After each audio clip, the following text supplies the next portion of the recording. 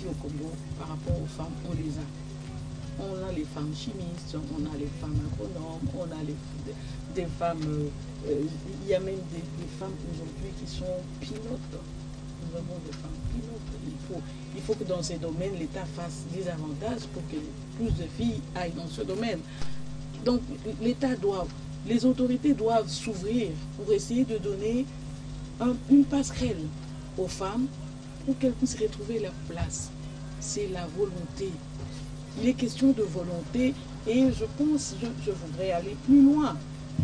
C'est question d'honneur dans les tribunes au niveau international. Et on s'étonne que vous êtes allés avant. Le Congo est parmi les pays, le premier pays à avoir mis la parité dans la Constitution. Nous étions les premiers. Mais c'est question d'honneur dans l'application. Le pays doit rechercher son honneur. Mais parfois, on croit que l'on vit seul dans cette planète. Non, non. Nous sommes dans la mondialisation et il y a une interactivité. Et ce que nous pouvons faire ici peut influencer beaucoup d'autres. Et ce que beaucoup d'autres pays font peut nous influencer. On n'aime pas trop qu'on l'on dise. À la constitution du Rwanda, il n'y a pas la parité. Mais vous savez qu'il y a plus de femmes au Parlement. Ouais, exact. Alors, on n'est pas là pour incriminer les hommes, mais il y a une partie d'hommes qui disent que pour avoir un partage équitable avec les hommes, certes, la méritocratie il y a dans les femmes, mais la femme elle-même, bien qu'étant, il y a déjà des femmes dans la RDC qui sont instruites, oui, mais elles n'osent pas. Elles n'osent pas. Aujourd'hui, vous êtes là, vous luttez pour toutes ces femmes, vous allez de l'avant, mais il y en a aussi plusieurs instruites comme vous qui n'osent pas, elles ont les potentialités, mais n'osent pas faire face à l'homme. Voilà pourquoi ils en profitent. Non, Madame Ludicat. Je dirais quelque chose là. Sur quelle base on se fonde pour avancer de tels propos? Sur quelles statistiques on se base? Est-ce qu'on a fait des statistiques quelque part, des enquêtes quelque part pour dire, ben voilà, on a donné l'opportunité aux femmes de gérer et tout, et elles n'étaient pas compétentes ou elles n'ont pas osé se présenter, elles n'ont pas osé porter leur candidature à ces différents postes. Non. Au contraire, on a fermé les portes. On a fermé les portes aux femmes en avançant des arguments qui sont faux dès le départ. Ouais. Oui. Donc, je voudrais continuer. J'ai dit l'environnement politique. Je reviens sur ça. Il faut assainir l'environnement politique pour que tout ne soit pas politisé. Il y a moyen de faire des choses dans les règles de l'art. Tout n'est pas politique. Donc, il faut, j'ai dit, donner ou bien créer des passerelles pour que s'il y a, entre guillemets, les femmes qui n'osent pas, puissent se poser. Parce que je suppose que si les femmes n'osent pas, il y a des raisons. Oui. Il y a sûrement des raisons, des contraintes, des obstacles qui font que, bon, ok, je continue à faire ce que j'ai à faire là-bas. Et moi, je peux vous assurer qu'il y a des raisons pour nous qui osons. Il y a beaucoup de risques, madame peut vous dire. Il y a beaucoup de combats en termes simples. Mais bon, on est en train d'encourager toutes les femmes. On garde la tête froide. D'encourager toutes les femmes à tâter les terrains qui sont interdits. Hein? Mais comme l'a dit madame tout à l'heure, il faut parfois éviter les rumeurs. Les femmes n'osent pas. C'est peut-être de ça. Mais moi, je sais que dans les partis politiques, surtout, il y a des femmes vaillantes. Il y a plusieurs femmes activistes qui osent. Ok, alors nous allons continuer et ce sera tout à l'heure après ce deuxième élément que nous vous proposons. Je pense que c'est une fausse allégation de penser que les femmes géreraient mal. Parce que la femme en tant que mère, en tant que maman, elle est capable d'assurer toutes les tâches qui sont confiées. Elle est aussi capable de nommer, de désigner la personne qu'il faut à la place qu'il faut. Vous savez qu'il y a eu beaucoup de fonctionnaires qui ne sont pas payés. Et les femmes ont tenu leur ménage plus que les hommes quand ils étaient aux affaires. Je pense que c'est une fausse allégation de croire que les femmes sont incapables de mieux gérer. Les femmes sont capables, vous voyez même à travers le monde, les femmes qui occupent des grandes responsabilités, comment elles gèrent vis-à-vis des hommes. La femme n'a pas pu supporter, Hillary Clinton n'a pas pu supporter ce que l'homme lui a dit avec sévérité, bien sûr, mais il y a eu aussi des hommes qui sont passés à ce poste. Elle a fait son mandat, il est parti. Il y a un homme qui est venu et celui-là aussi partira. Il n'est pas dit que parce qu'elle a été femme, elle n'a pas pu bien exercer son métier qui lui a été accordé, non. Je signale aussi en passant que cette femme-là a travaillé là où les hommes aussi ont travaillé. Elle a bien mérité, elle a bien travaillé. Chez nous aussi, il y a des femmes qui travaillent mieux que les hommes. Mais ces femmes-là ne sont pas plébiscitées. Et elles sont là, il faut seulement faire l'inventaire de ces femmes-là. Vous verrez qu'elles sont capables de bien travailler. Voilà, de retour donc après ce deuxième élément, Madame Madeleine Andeka. D'aucuns pensent que la femme avec son grand cœur prendrait des décisions par sentiment. La personne humaine est née avec des sentiments. Et la femme bien plus. Il n'y a pas de mal. Le vrai sentiment d'une mère, c'est quoi? C'est de voir sa progéniture émerger. Et si les sentiments de la femme vont dans le sens de voir le Congo émergent, comme on le dit, où est le mal? Où est le mal? Parce que dans les sentiments de la femme, c'est le souci constant de voir les choses se recadrer chaque jour dans sa famille, dans ses activités aller de l'avant, et pourquoi pas dans les entreprises, pourquoi pas dans les ministères, pourquoi pas au niveau du Parlement. Si c'est les sentiments positifs qui animent la femme, où est le mal?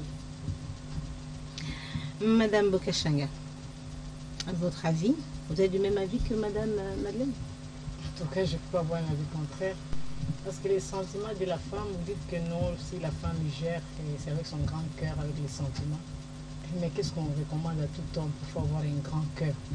Lorsque vous avez un grand cœur, c'est-à-dire que vous êtes posé, vous saurez bien savoir où est-ce qu'il faut placer les pieds, où est-ce qu'il faut signer, où est-ce qu'il faut destiner telle ou telle autre chose. Et c'est ça la femme. Et avec son grand cœur là, son cœur posé, vous l'avez vu comment elle a excellé pendant la transition, je l'ai dit tout à l'heure, elle était gestionnaire, elles étaient gestionnaires des entreprises, elles étaient à l'exécutif, elles étaient à la territoriale plutôt, elles étaient vice-gouverneurs, mais vous ne l'avez jamais appris d'un quelconque détournement. Pourquoi? Parce qu'elles avaient ces grands cœurs-là. Parce qu'avec les grands cœurs, qu'est-ce qu'on souhaite? C'est le bien-être. Avec un grand cœur. Et c'est ça même la gestion de la chose publique. Au finish, nous souhaitons quoi? Qu'il y ait un bien-être social. Et nous pensons que la femme, cette fois-ci, ou pas même cette fois-ci, si depuis longtemps on pouvait le faire avec la femme, je ne pense pas qu'on parlerait. Je vais vous donner l'exemple. Pourquoi pas la femme puisse cette fois-ci être là? Sous la transition, nous avons un +4. Un, c'était d'abord un homme, les 4, c'était les hommes. Où est-ce qu'on a mené le pays? Et les conséquences que nous avons aujourd'hui proviennent de ces temps-là. Il n'y avait que les hommes. Il n'y avait aucune femme. Vous voyez que les femmes peuvent bien mieux faire. Mais oui, parce qu'on dit, s'il faut revenir à Madame Andeka, la mère dans la famille, un garçon, une fille peut faire une bêtise, papa peut rester strict, mais c'est maman qui est assez large, Madame Andeka. Je pense que c'est tout à fait le contraire.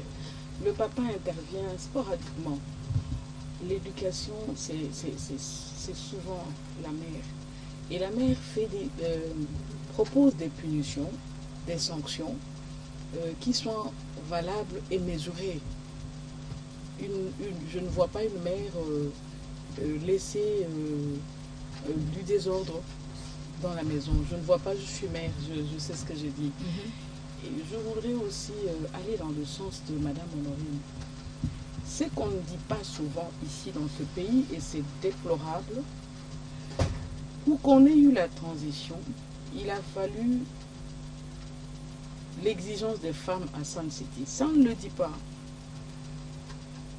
c'est les femmes qui se sont engagées et ont obligé les acteurs à s'entendre. Ça, on ne le dit pas. Et quand ils se sont entendus, ils se sont partagés le gâteau en laissant celle qui a fait des efforts pour le remettre sur place. Quand la femme s'y met, souvent ça marche. Il faut souvent le relever, on ne le dit pas. Mais les femmes qui ont été à Sun City sont des braves. Parce que ce sont elles qui ont initié les accords. Il faut le dire. Il faut le dire. Et on a des expériences dans ce pays. Quand les femmes se mettent à l'œuvre, beaucoup de choses marchent. Il faut qu'on se souvienne de ça. Alors, Madame Lydie Kepodi, je ne sais pas si vous avez aussi une réaction par rapport à ça. Vous êtes de même avis? Oui, je suis du même avis que les mamans. Mais j'aimerais relever un fait. J'aimerais bien qu'on fasse une évaluation de la gestion des hommes depuis près de 50 ans. Voyez-vous, nous sommes, la RDC est là. Ben, évaluons la RDC. Ce sont les hommes qui ont géré, la plupart en tout cas. Où est-ce qu'on en est aujourd'hui? On ne peut pas avoir des résultats différents en faisant les mêmes choses. Non. On ne peut pas avoir des résultats différents en faisant les mêmes choses. Changeons un tout petit peu et voyons, évaluons après. Voilà, c'est même là les principes, je pense, de la bonne gestion en tout cas. Exact. Alors, Madame Lydie Kepodi, vous êtes, il y a plusieurs structures de femmes au sein de WILF, qui est la Ligue internationale de femmes pour la paix et la liberté. Les élections approchent. Est-ce que déjà, dans les structures respectives ou encore dans votre organisation, vous vous organisez déjà, vous attendez la dernière minute ou comme on dirait, vous attendez qu'on hisse encore une fois la femme? Non, en fait, dans WILF RDC, nous travaillons dans un projet qui est financé par Trocaire. Et ce projet-là va dans le sens de l'appui à l'amélioration de la participation de la femme à la vie publique et politique, justement en perspective des élections à venir. Qu'est-ce que nous cherchons? Nous voudrions voir plus de femmes porter leur candidature différents postes électifs qui seront là. Et tout. Voilà pourquoi nous travaillons dans le sens du renforcement des capacités des femmes leaders locales de Kinshasa. Voilà. Nous préparons en quelque sorte ces femmes-là à se porter candidates aux prochaines élections. Madame Bokachanga, la même question vous est posée. Oui, merci. La même question nous est posée, nous les femmes. Je ne sais pas si madame la journaliste, bon, c'est vous qui avez droit aux questions, nous devons répondre. Je ne sais pas si cette question-là, vous l'avez déjà posée aussi aux hommes. Hein. Souvent, c'est aux femmes qu'on demande si elles sont prêtes. Et aux hommes, je ne sais pas. En tout cas, je ne vois pas les émissions dans ce sens-là. Mais il est vrai que les femmes sont prêtes. Pourquoi? Parce que nous ne vivons pas sous autre univers. Nous ne sommes pas sous une autre planète. Nous sommes sur cette terre, précisément la terre congolaise. Et ce n'est pas pour rien que vous nous avons vu venir ici en train de parler sur la loi de la mise en œuvre de la parité. C'est parce que nous sommes prêtes. Parce que si on n'était pas prête, on n'allait pas savoir que cette loi-là est en souffrance quelque part. Si on n'était pas prête, on n'allait pas savoir que la loi électorale dont faisait allusion Mme Andeka, qui a régressé au lieu d'avancer par rapport à la Constitution, la femme congolaise, elle est prête. Et je vous dirais même qu'elle est plus prête que l'homme. Pourquoi? Parce qu'elle comprend que non, elle est toujours laissée pour compte. Elle est prête s'il y a élection demain. Et d'ailleurs, sous les autres échéances électorales qui se sont passées, il y avait plusieurs femmes. Elle est toujours prête. Et nous voulons cette fois-ci, comme disait Lydie, si on peut commencer, ainsi par Lydie, Madame Andeka, qu'on commence à nous présenter un peu les CV là des hommes, pour qu'on puisse savoir si les femmes ne sont pas... Parce que être prêt, ce n'est pas seulement par rapport à que les élections sont demain. Il y a tous ces critères-là. Est-ce que vous êtes compétents? Les femmes sont très compétentes. Et lorsque vous prenez les partis, dans la majorité, parce que c'est elles qui gèrent le pays, combien de femmes sont compétentes? Je ne suis pas en train de plaider leur cause, mais il est vrai qu'il y a plusieurs femmes compétentes. Alors, Madame Andeka, comme a dit Madame Bokachanga, la femme est prête, la femme congolaise est prête, la femme congolaise vivant dans la ville. Et toutes ces femmes à l'arrière du pays, quand seront-elles prêtes?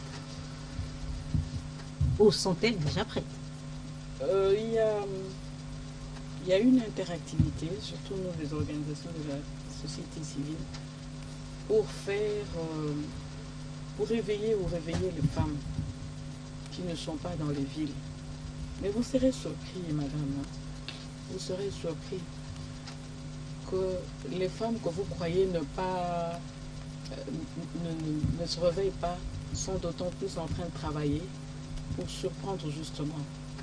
C'est vrai, il y a beaucoup de contraintes. Nous aurions voulu vraiment que le Parlement